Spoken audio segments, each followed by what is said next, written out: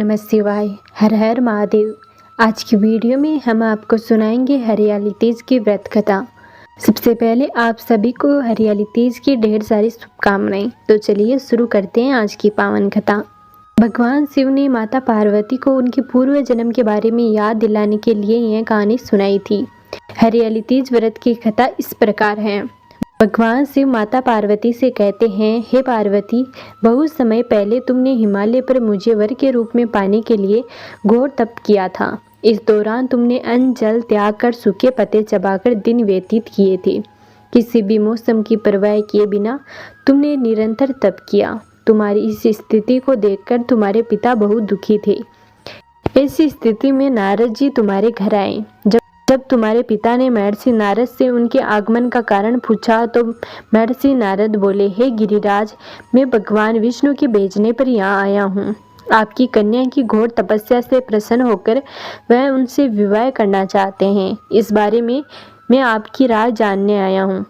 महर्षि नारद की बात सुनकर पर्वतराज अति प्रसन्नता के साथ बोलते हैं, हे नारद जी, यदि स्वयं भगवान विष्णु मेरी कन्या से विवाह करना चाहते हैं तो इससे बड़ी कोई बात नहीं हो सकती। मैं इस विवाह के लिए तैयार हूँ।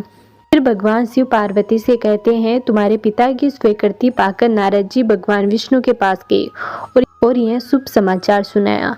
लेकिन जब तुम्हें इस विवाह के बारे में पता चला तो तुम्हें बहुत दुख हुआ।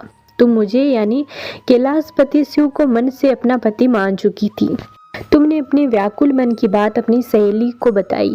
तुम्हारी सहेली ने तुम्हें सुझाव दिया कि वह तुम्हें एक घनघोर वन में ले जाकर छुपा देगी और वहां रहकर तुम शिवजी को प्राप्त करने की साधना करना। इसके बाद तुम्हारे पिता तुम्हें घर में न पाकर बड़े चिंतित और दुखी हुए। वह सोचने लगे कि यदि भगवान विष्णु बारात लेकर आ गए और तुम घर पर ना मिली तो क्या होगा। उन्होंने तुम्हारी खोज में धरती पाताल एक करवा दिए, लेकिन तुम ना मिली। तुम वन में एक गुफा के भीतर मेरी आराधना में लीन थी।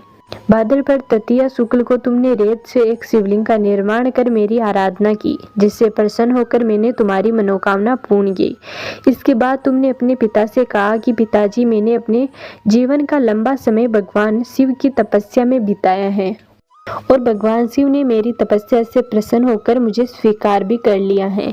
अब मैं आपके साथ एक ही शर्त पर चलूंगी कि आप मेरा विवाह भगवान शिव के साथ ही करेंगे। पर्वतराज ने तुम्हारी इच्छा स्वीकार कर ली और तुम्हें घर वापस ले गए। कुछ समय बाद उन्होंने पूरे विधि विधान से हमारा विवाह किया।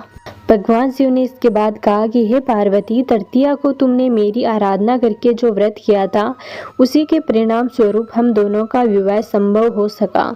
इस व्रत का महत्व यह है कि मैं इस व्रत को पूर्ण निष्ठा से करने वाली प्रत्येक स्त्री को मनोवांछित फल देता हूँ। भगवान शिव ने पार्वती जी से कहा कि इस व्रत को जो भी स्त्री पूर्ण श्रद्धा से करेगी उसे तुम्हारी तरह अचल सुहाग प्राप्त होगा।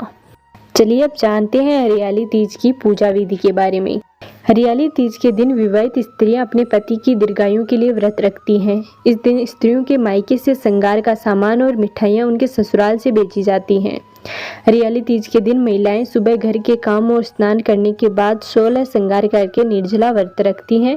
इसके बाद मां पार्वती और भगवान शिव की पूजा होती है। पूजा के अंत में तीज की कथा सुनी जाती है। कथा के समापन पर महिलाएं मां गौरी से पति की लंबी उम्र की कामना करती हैं। इसके बाद घर में उत्सव मनाया जाता है और भजन लोक व नृत्य किए जाते हैं। इस दिन हरे वस्त्र, हरी चुनरी, हरा लहरिया, हरा श्रृंगार, मेहंदी, झूला झूलने का भी रिवाज है। तो ये थी आज की वीडियो। उम्मीद करते हैं आपको जरूर पसंद आई होगी। यदि आपने अभी तक हमारे चैनल को सब्सक्राइब नहीं किया है तो प्लीज़ सब्सक्राइब कर लें। मिलते हैं अगले वीडियो में, तब तक नमस्कार।